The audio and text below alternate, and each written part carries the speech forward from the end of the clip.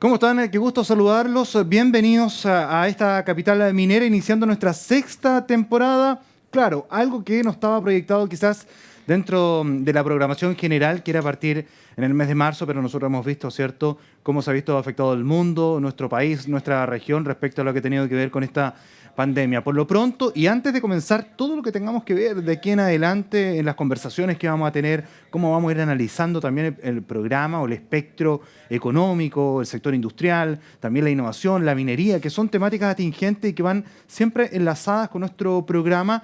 Queremos, por supuesto, llamar a ustedes, primero que todo, a la calma, segundo, al autocuidado y tercero, a ser muy, muy responsables. He recorrido el centro de Antofagasta y la verdad es que muchísima gente en distintas calles, el comercio fluye y al parecer todo está normal, pero no es así. Hoy día hay que tener mucha responsabilidad respecto a lo que puede ocurrir con los adultos mayores, con personas que tienen preexistencias, que son los pacientes críticos que se pueden transformar en esta pandemia, ¿cierto?, en algún momento. Siento yo y veo bastantes análisis, respuestas de autoridades, pero a mí no me gustaría adelantarme absolutamente a nada. Yo creo que nosotros estamos partiendo con esta infección.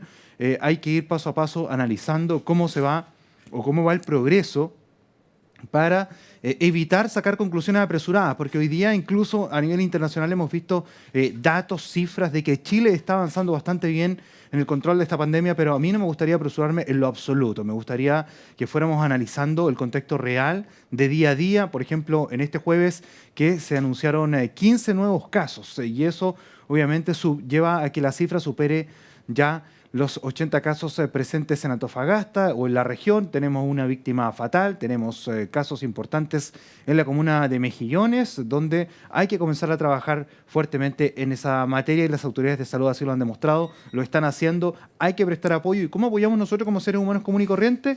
No exponiéndonos, no contagiando al resto y tampoco no contagiándonos nosotros mismos, que podemos llevar el virus hasta nuestras casas. Bueno, dicho esto, quiero comentarles que estamos contentos de iniciar esta sexta temporada.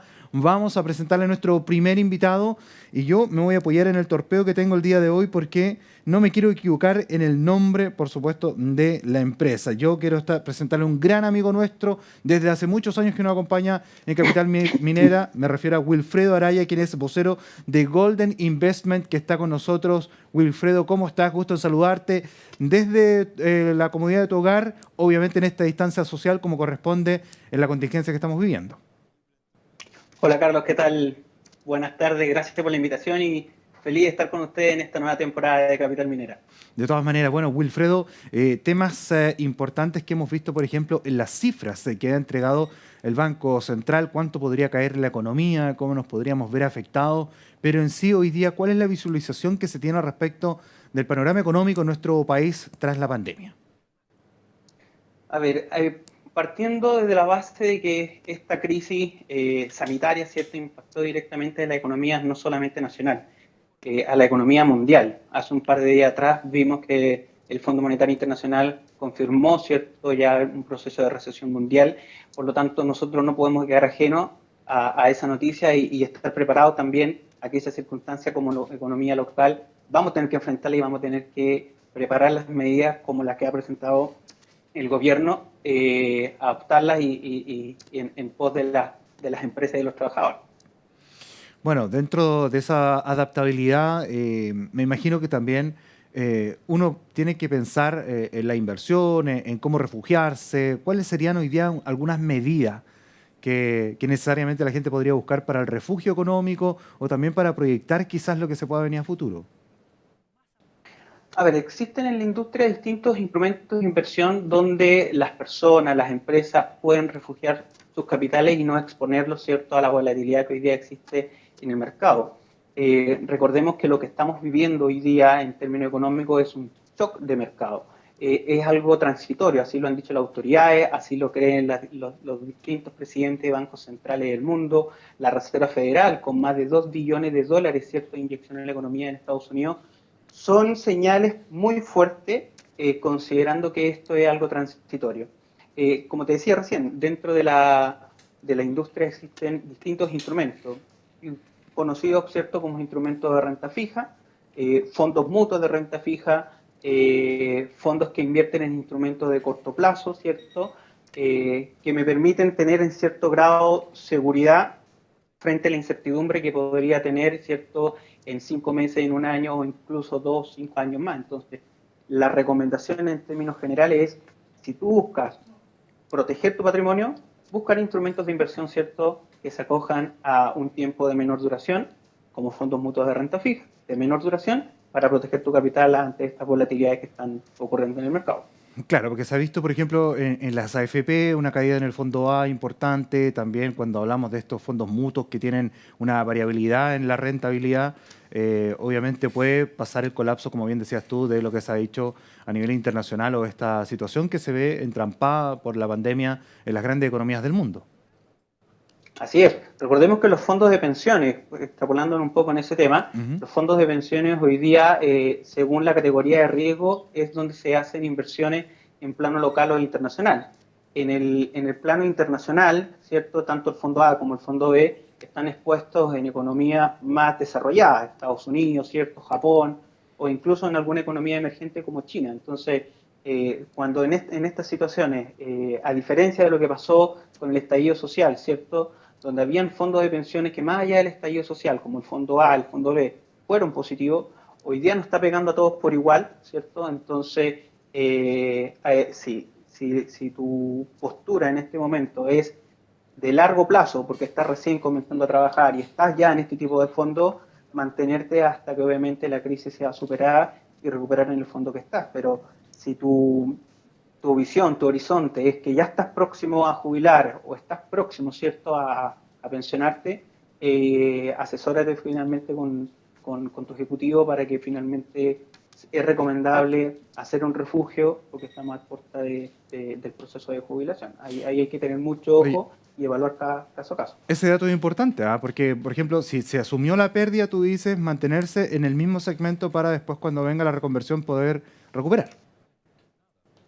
Exactamente. Recordemos que acá hay un tema bien particular. La crisis en términos de impacto económico que ha tenido la economía ha sido bien parecida a la Gran Depresión del año 29, ¿cierto? Ujú. Entonces, pero en esa oportunidad el colapso económico fue producto del mercado. Hoy día fue producto de una enfermedad. El escenario, si bien en términos de impacto económico, en términos de la bolsa, ha sido igual, ¿cierto? En términos generales, el origen de este impacto es distinto. Por lo tanto, ¿qué es lo que se prevé? Que una vez esta crisis sea superada, la recuperación de las bolsas en términos internacionales debiese ser fuerte. Por eso, partes importantes de las economías desarrolladas, incluso lo hemos visto acá en Chile con la medida que ha adoptado el Ministerio de Hacienda, han sido muy fuertes porque se entiende que es transitorio, no viene producto de una caída o de una recesión producto de la baja productividad histórica, sino es netamente puntual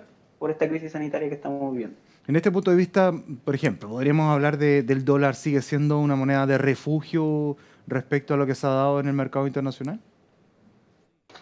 A ver, el dólar es considerado el activo refugio netamente, ¿por qué? Porque es la economía más sólida a nivel mundial. Ujú. ¿Cierto? Hace un par de semanas atrás vimos que el Banco Mundial, la Reserva Federal, perdón, de Estados Unidos, se abrió, ¿cierto?, a inyectarle dólares, ¿cierto?, a distintas economías, siendo una especie de banco central de distintos países. En ese sentido, el dólar sigue siendo un activo refugio, eh, pero lo poco óptimo será óptimo comprar dólares en este momento, Mm. producto del alza que está, hoy día lo estábamos viendo, está en 843, llegó a marcar en cerca de los 860. Entonces, de todas maneras, a la medida que esto vaya teniendo cierto grado de recuperación, el tipo de cambio debería tender a bajar, pero si seguimos teniendo los mismos niveles en Estados Unidos de muertes diarias, ¿cierto? Hoy día recién Donald Trump está tomando ciertos grados de mitigación frente al coronavirus. Antiguamente, recordemos que lo trataba como un bichito. Hoy día ya son más de por promedio 2000 muertes el día de ayer en solo 24 horas. Si esto obviamente sigue avanzando y se van tomando medidas en Estados Unidos de más contracción, obviamente genera cierto grado de incertidumbre y el dólar sigue siendo un activo refugio atractivo. Sí, bueno, quien hizo o previó y compró antes de, claramente ha sacado grandes réditos. Ahora, leer un poco la situación que se pueda dar de aquí en adelante, solamente los días lo dirán para poder clarificar si es que se puede todavía tener esa holgura de ganancia en caso de que se desarrolle de cierta manera, ¿cierto? O las contracciones que se puedan dar en materia económica. Bueno, dentro de ello, el valor que tiene la industria minera hoy día, porque es algo que está puesto sobre la mesa, que ha sido criticado, que tiene que ver con el trabajo de, y lo hemos conversado muchas veces, Wilfredo, el trabajo de turnos, personas que vienen de otras regiones, el ir y venir, que obviamente nadie quiere eso en estos días, ¿cierto? La idea es tratar de restringir, precaver todo lo que se pueda o tomar todas las precauciones necesarias para poder evitar mayores contagios. De hecho, Minera Escondida ya ha sido oficial los dos contagios que tiene, ¿cierto? Un contratista y una persona directa de la empresa que se han visto afectadas en las últimas horas por el COVID. Pero es necesario, por ejemplo, Codelco, que tomó ya la decisión de sacar a los contratistas para evitar también mantener gran cantidad de personal. ¿Son medidas necesarias, pero la industria debiese seguir funcionando de cierta manera? A ver, te insisto, esto es algo transitorio y parar completamente las operaciones podría significar un alto costo en términos de crecimiento, en términos de empleo, en términos de utilidad para la empresa, para los proyectos que se vienen adelante. Entonces, compartimos profundamente, ¿cierto?, que hay que tener medidas mucho más estrictas sanitarias. Algunas mineras, por ejemplo, como Minera Centinela, no ha permitido subir a sus trabajadores con población de riesgo, ¿cierto? Ujú. Algunas divisiones, ¿cierto?, de Codelco han comenzado a implementar el 14 por 14. Entonces, todas las medidas son necesarias para evitar el contagio. Hay mayores buses en desplazamiento para evitar las aglomeraciones de muchos trabajadores en desplazamiento hacia y desde las distintas mineras. Entonces, son medidas perfectamente, pero acá el tema pasa de, ¿es bueno o no cerrar la minería? Bueno, te insisto, esto es algo transitorio en términos de impacto económico, que tomar medidas de esas características, considerando el impacto que podría tener, perfectamente podría significar un efecto prácticamente irreversible. Entonces, hay que seguir operando, pero con todas, absolutamente todas las medidas y con toda la rigurosidad de sanidad que en este caso las distintas empresas tienen que adoptar. Claro, algunas voces decían cambiar los turnos a 14 por 14, viendo el proceso de cuarentena, ¿cierto?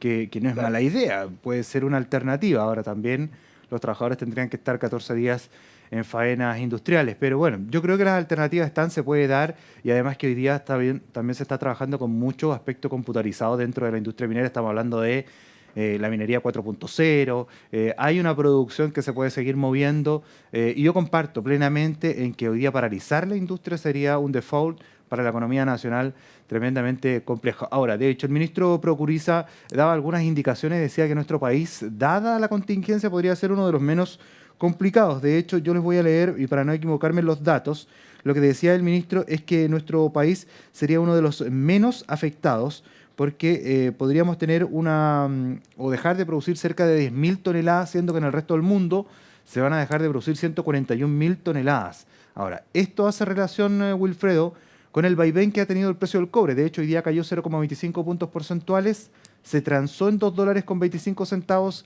la libra contado graduada, pero con esta baja, con esta menor producción, superando la crisis debiera tener un alza importante. Yo no sé si llegar quizás a los montos históricos que vimos y hablamos alguna vez, pero debería tener una remontada importante el cobre a nivel internacional, pasando obviamente la crisis. Sí, me acuerdo cuando hablábamos a eso del 2016, cuando el dólar cotizaba los 2,045 la libra. Claro. Fue bastante fuerte esas conversaciones, me acuerdo cuando iba al canal. Pero acá obviamente, como dices tú, puede que exista una recuperación en el precio del cobre, producto de que hoy día en China se están comenzando a levantar cuarentenas. Existen aeropuertos hoy día que están levantando las barreras sanitarias para comenzar a estar operativos.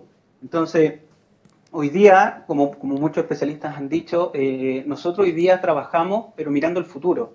Entonces, considerando eso, hoy día China nos está dando cierto grado de recuperación, se están levantando ciertas barreras sanitarias y obviamente eso permite que la productividad, ¿cierto?, en China comience a levantarse poco a poco. No vemos un repunte fuerte, no hay estimaciones de que vuelva a llegar a los 2.3, 2.4 durante los próximos días, pero sí obviamente queda esta sensibilidad, esta sensación, ¿cierto?, de que podría comenzar a repuntar producto del levantamiento de estas barreras y el levantamiento también de la producción en el país asiático. Bueno, esas son medidas de proyecciones respecto a lo que puede ocurrir, pero también el gobierno ha hecho anuncios importantes acá en nuestro país. ¿Ah? Por ejemplo, en el mes de marzo ya hablaba de una inversión de 11.700 millones de dólares, Wilfredo, que era una de las primeras medidas, y ayer anunció otras medidas de apoyo, ¿cierto? Y protección al empleo, apoyo al empresario y protección al empleo de 5.000 millones de dólares. Son eh, medidas que van orientadas quizás en lo correcto. Estamos trabajando y caminando en la línea indicada. De todas maneras, acá básicamente el objetivo de todo esto es poder proteger las pymes. Recordemos que parte importante de los empleos que se crean en Chile son producto de las pymes. Entonces, si por este efecto transitorio, si por esta crisis transitoria que nos está generando el coronavirus, se cierran pymes porque no tienen caja, porque no tienen liquidez, se generan desempleo, ¿cierto? Despido. El efecto debería ser mucho más grave de lo que se podría creer. Entonces, las medidas que ha anunciado el gobierno, que las podemos detallar en un ratito más, son correctamente las que van en línea. Independiente se diga, bueno, tiene que llegar directamente a las personas o a las empresas y a través de las empresas llegar a las personas. Eso es una discusión que se puede generar en otra instancia. Pero hoy día la postura que tiene el gobierno de poder salvar las empresas para poder cuidar los empleos, cosa que cuando se termine esta crisis las personas lleguen a trabajar y no hayan perdido su empleo, son las medidas correctamente que se están adoptando para poder proteger la economía. Es súper práctico. Yo prefiero a lo mejor durante estos 3 meses recibir un 20% menos de sueldo, pero una vez que pase esta crisis yo prefiero seguir manteniendo mi empleo. Esa es la Bueno, postura que tiene el gobierno y esa es la visión que se están estimando con estas medidas. y la finalidad, bien digo, necesaria que tiene que ver con mantener la liquidez dentro del bolsillo de las personas para que puedan hacer las compras de los gastos básicos, ¿cierto? O de los insumos básicos, lo más necesario para poder mantenerse en lo que son los procesos de cuarentena. Si eso es lo clave esto. Sí, aquí hay varias cosas. Si comenzamos a detallar, por ejemplo, el programa de plan para responder la pregunta. Ujú. Acá se han hecho varias medidas en realidad que algunos han criticado, otros están a favor respecto a si es bueno, por ejemplo, uno de los ejes del primer programa que se lanzó el 19 de marzo por más de 11.700 millones de dólares. Este pacto de suspensión de contrato, Ya, ¿cierto? O de las obligaciones laborales, sí. por dar un ejemplo, ¿cierto? En donde acá hay que considerar el concepto de acto de autoridad. Todas aquellas empresas que estén en riesgo sanitario, que tienen riesgo operacional por la naturaleza de su negocio, tienen que cerrar, ¿cierto? ¿Y qué se le ofrece finalmente a los trabajadores? Se le ofrece finalmente el pago de sus imposiciones, ¿cierto? Y finalmente el pago de su salud, ¿cierto? Basado al 50% del cálculo normal. Para complementar eso, ¿cierto? Viene dado la opción de que los trabajadores puedan sacar o complementar, ¿cierto?, los ingresos que pudiesen tener con el seguro de cesantía acumulado que tienen, ¿cierto?, a través de la AFC. Sumado a eso también está el famoso bono COVID, ¿cierto?, que son 50.000 pesos por cada persona o beneficiario, ¿cierto?, que esté acogido al subsidio único familiar. Antiguamente ese bono era por un mes. Bueno, esto es hasta que dure finalmente la crisis. Y Entonces, claro, es por son carga medidas familiar, que en ¿no? términos generales, hasta sin conocer las medidas de ayer, Ujú. eran medidas medianamente buenas, pero no suficientes, ¿cierto? Para poder enfrentar, para tener liquidez una persona en su casa común y corriente, ¿cierto? Pero que finalmente algo generaba, la devolución de impuestos anticipada, ¿cierto? Para aquellos que tenían a favor, ¿cierto? Poder anticiparla e incluso también anticipar los meses de enero y febrero del 2020 para este proceso de pago. Ya, Entonces, son... Wilfredo, no sé, ¿Sí? eso no se dio, y de hecho yo me sumaría a la campaña de evitar los cobros adicionales a la gente de honorario porque hoy día se descuenta la FP, ¿cierto? Que eso está reglamentado, que no se puede renunciar. Los años anteriores sí se podía renunciar, pero hoy día se cobra la AFP, se cobra la salud, se cobran un par de seguros y que obviamente en este caso de pandemia yo creo que, bueno, ya se levantó una campaña comunicacional para que el gobierno tome carta en el asunto y se pueda devolver de manera íntegra la devolución de impuestos.